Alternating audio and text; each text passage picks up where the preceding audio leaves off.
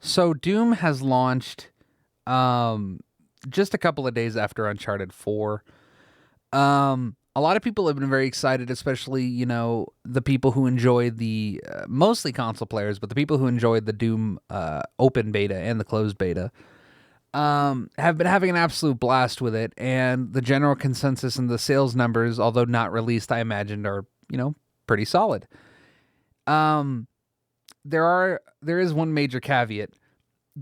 It's a practice that fucking bothers me because all it does is it seeks to it seeks to make sure that the consumer is as uninformed as humanly possible.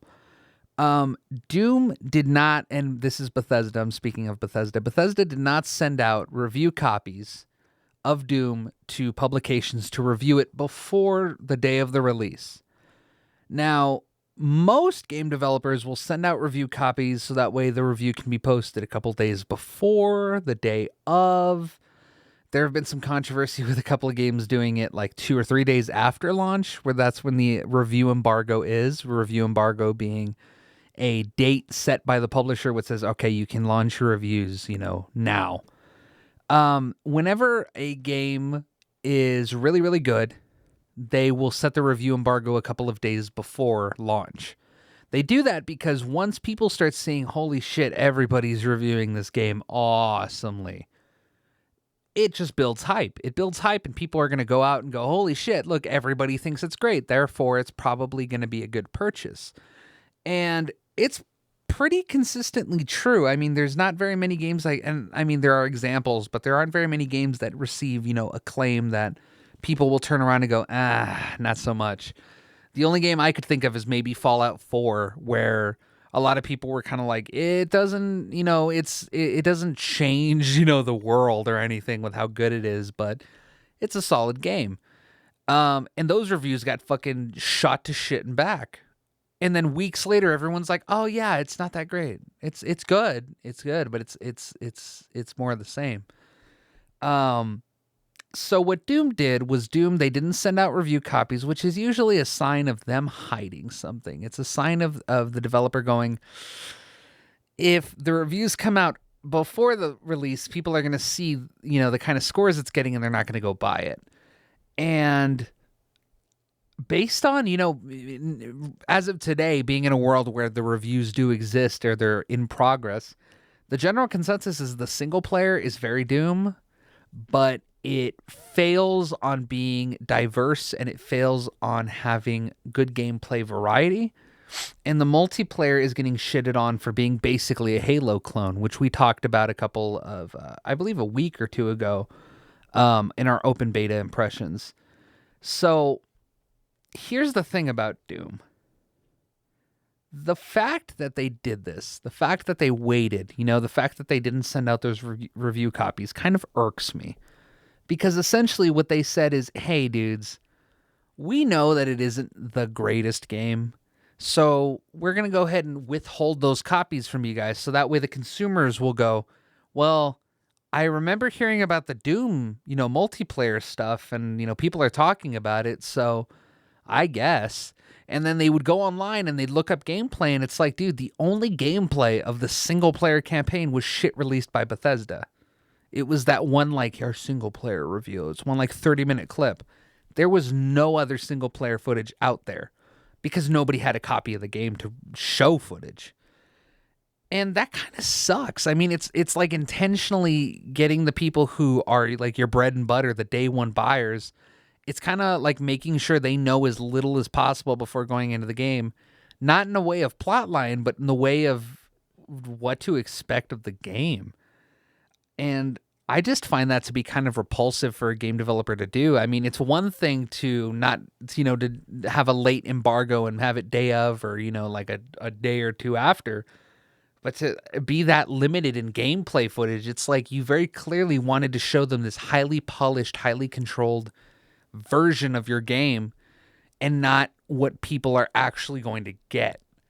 So that's really frustrating. And I mean, I haven't gotten a chance. I haven't gotten a chance. JJ hasn't gotten a chance. We haven't a chance to sit down and actually play this for ourselves. But Like I said before, I played the open beta and I just was not impressed with it. I mean, it was so not Doom. Whereas the single player is Doom, but I think people forgot what it was like to play Doom. Because, and I'll be the first to admit, had I played Doom when it came out, it probably would have been like the fucking greatest game in the world. But having played Doom almost a decade and a half after it originally came out on the Xbox Live Arcade, I was like, this is a good game and all, but there's so many repetitive environments and it's so kind of fucking boring and it's just shooting and it's like these confusing ass like non-linear puzzles, and I never really liked Doom in that sense. So the fact that this is just Doom again may, get some old school fans really excited, but it never evolved. Like, I feel like if the original crew behind Doom were to make Doom today, they wouldn't do it the way they did back in fucking 1993. So I don't know. If you're looking to get Doom, I say get Uncharted 4. If you don't have a PS4, wait, because I just wouldn't recommend Doom at all. And hopefully in the coming week or two, I'll be able to sit down with Doom, maybe through a rental or something, and I'll be able to give you a better opinion on it. But nothing I have seen is impressive, and the fact that they're deceiving their consumers how they are is just fucking repulsive.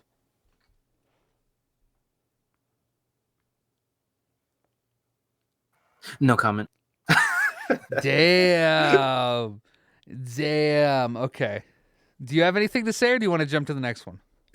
We can jump to the next one. You pretty much said everything I wanted to say, except for that I think that I was a fan of Doom, the first one, and I hadn't played it to completion or anything like that, obviously, because I was too young to get good.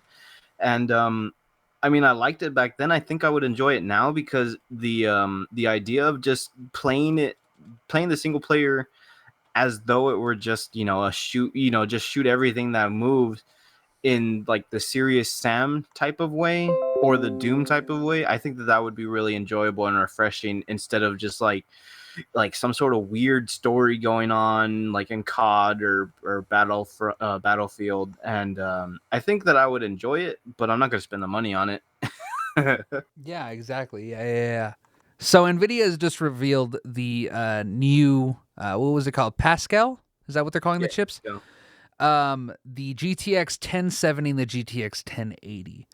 So these graphics cards, especially the 1070, I find the 1070 to be the most compelling.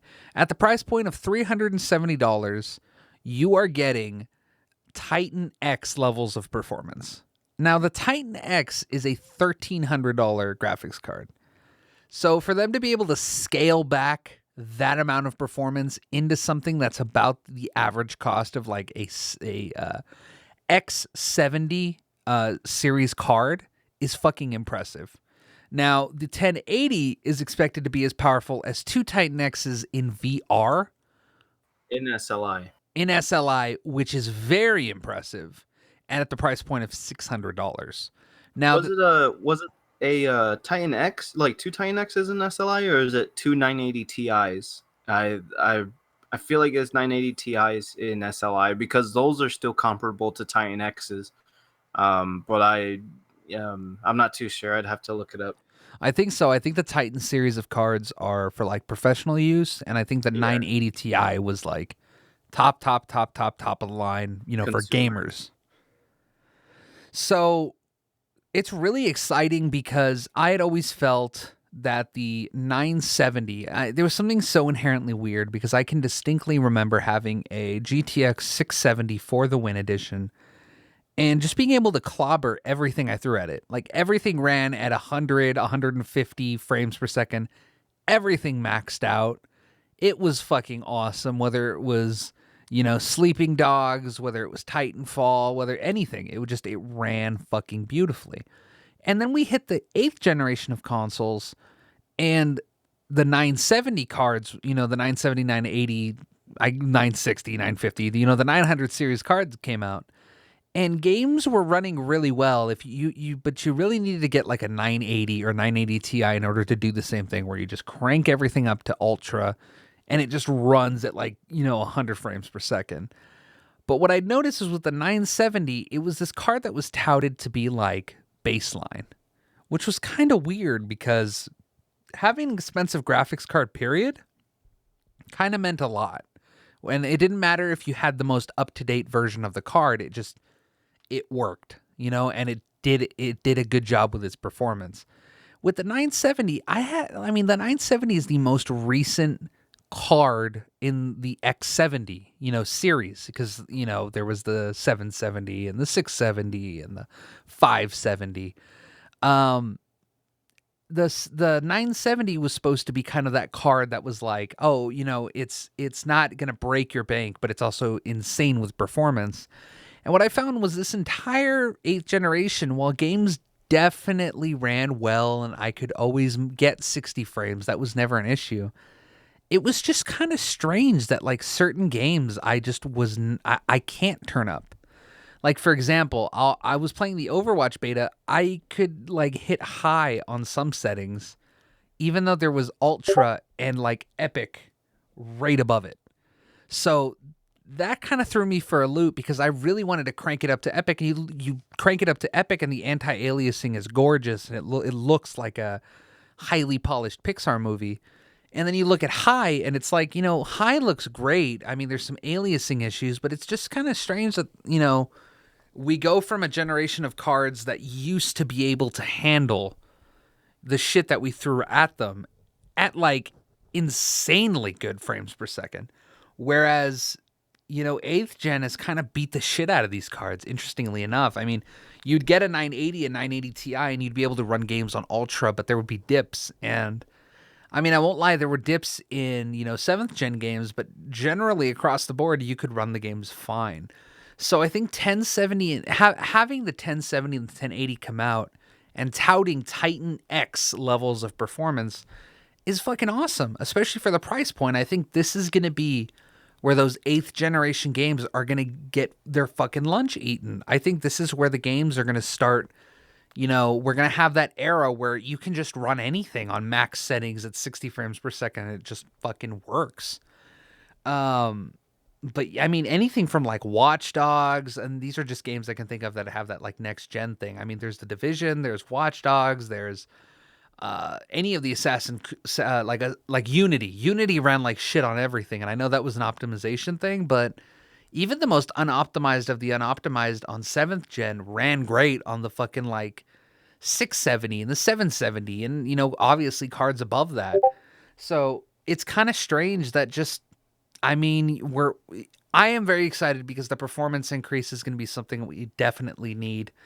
And I'm looking forward to seeing game developers take advantage of that, especially because the 7th gen, we had games that came out that were notorious for being so beautiful, like Crisis and Metro, these relatively PC aimed experiences that went, hey, we're going to take your graphics horsepower to the next fucking level.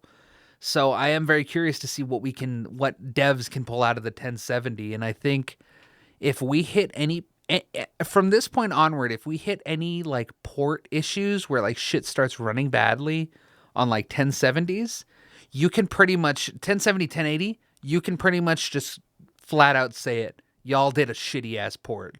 Because if this game isn't running right on a fucking Titan X, essentially, I'm sorry, but your game's fucking broken. So I'm looking forward to the point where, hardware isn't going to be this comparable thing where it's like, oh, which one is which. It's like, no, if you get a 1070, you will not have to worry about the rest of this generation because shit's just going to run right. Shit's going to run well. Shit's going to run at like really high frames and you're going to be able to crank them up. So I'm definitely really excited about the Pascal chips. So what would you say, JJ? What are you excited about them? Yeah, I'm pretty excited about them for the just for the price point alone.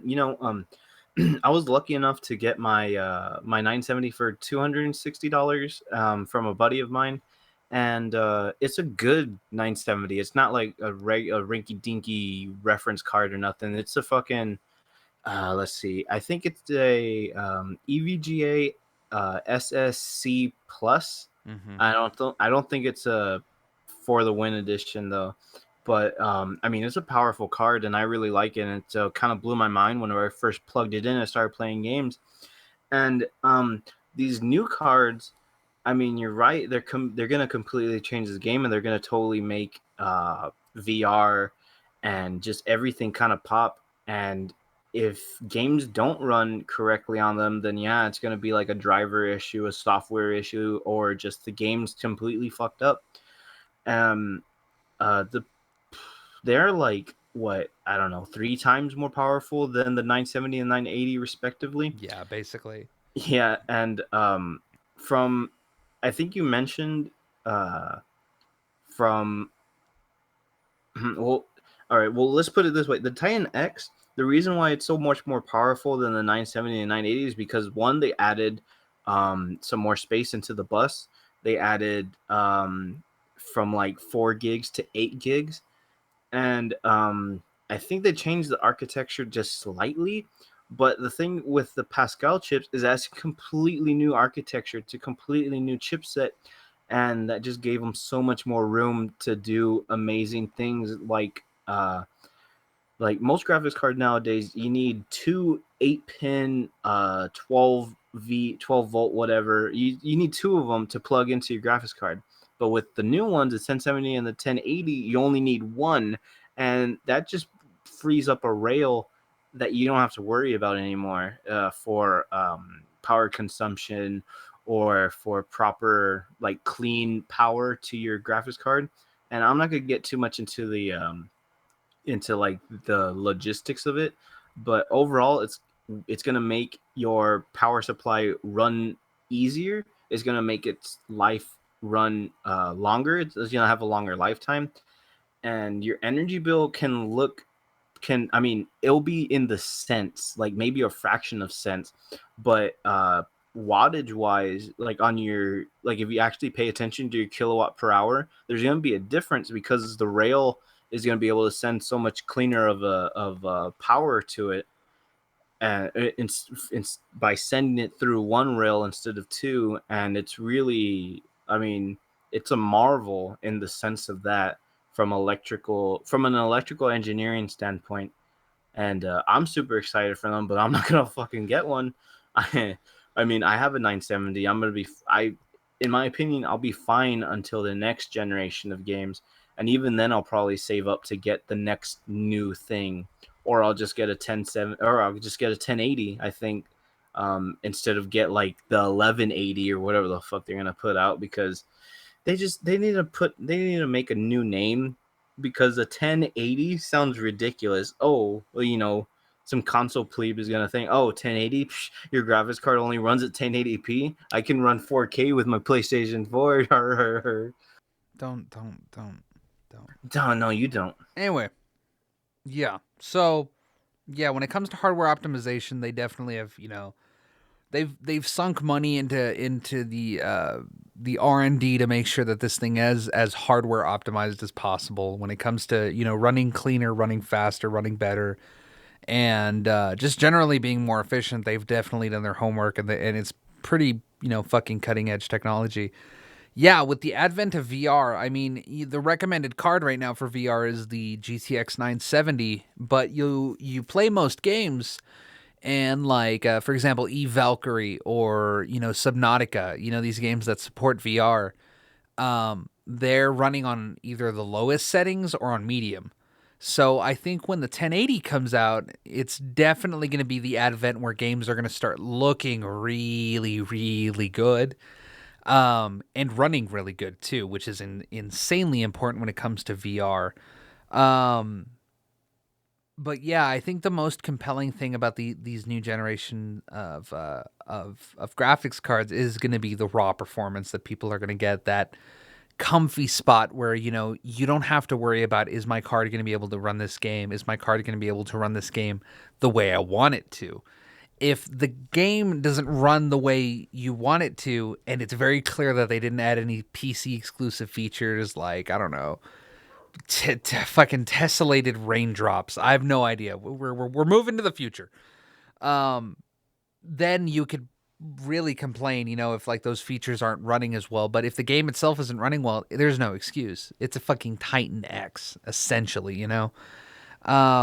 But yeah, most definitely. If I had to give a for those of you guys who are listening to the show and you're not very familiar with graphics cards, or you're just barely getting into kind of, building computers and moving to PC gaming, or you're interested in moving to PC gaming, I would never, and JJ touched upon it very, very briefly when he said reference cards. You do not want to get reference cards. I know a lot of people are kind of trying to figure out, oh, where do I go to pre order the 1070 or the 1080? Where do I go? Because I want it now. Wait. Good God. It's a piece of advice I wish everyone in the world could hear.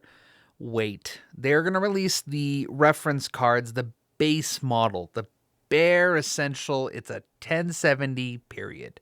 Straight from Nvidia. And after reference cards, reference cards means that it's straight from the manufacturer, which is Nvidia.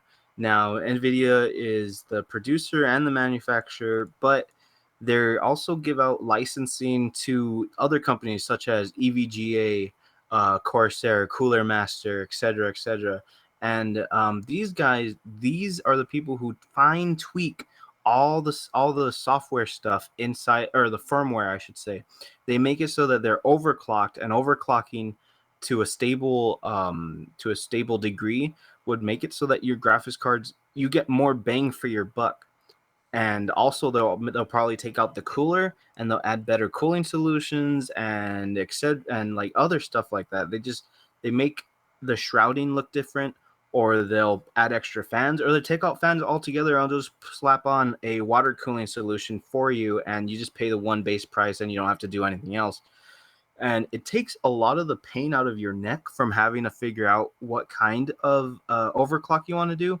Because I mean, being part of the PC gaming community, you can either choose to overclock your stuff and make them faster and stronger, but at the same time you're also degrading their life. Now that might sound like a bad trade-off, but when I say your lifespan, I mean from maybe 6 years if you're really nice to the thing, to maybe five 5 years and 11 months. So you're not doing anything really. You're just getting more bang for your buck. And I mean, the cooling solutions is the thing that you should be looking for. And if you're not confident in your overclocking ability, then go for the overclocked edition. And I would highly recommend, like Roger said, to get a an aftermarket card. That's what you want to look for. Aftermarket graphics card. So, I definitely have to agree with pretty much every single word that JJ just said. I'm a Uh, hardware junkie. you definitely want to get the third party. Um, you want to get those third party cards because they take what is the base model and they add features. So, for example, my 970, it's an Asus 970 Strix, which means that if it's running if it's running under load and it's not, like that stressed out, the fans don't turn on. Like it doesn't need the fans at all, which means that not only are you conserving energy because the fans aren't on, but you're also not producing more heat. It's not going to be fucking blazing hot in your room. So if you're running something like League of Legends, the fan won't even turn on, which is so fucking cool. But then if you throw up Battlefront, it's going to be like, oh shit, man, the fucking station. It's going to get ready. It's going to fucking, pump out some heat. Where, Asus will do that. Another company, I think it's MSI, they'll do their Frozer technology, their twin Frozer technology, where they'll throw three huge fucking fans on their graphics card, which just helps with cooling. It really, really does. So it's better to go for these models that are priced pretty comparatively to the base model, but they have those extra benefits. So definitely agree with JJ. Be patient, wait, because you will pick the fruit and you will be happy.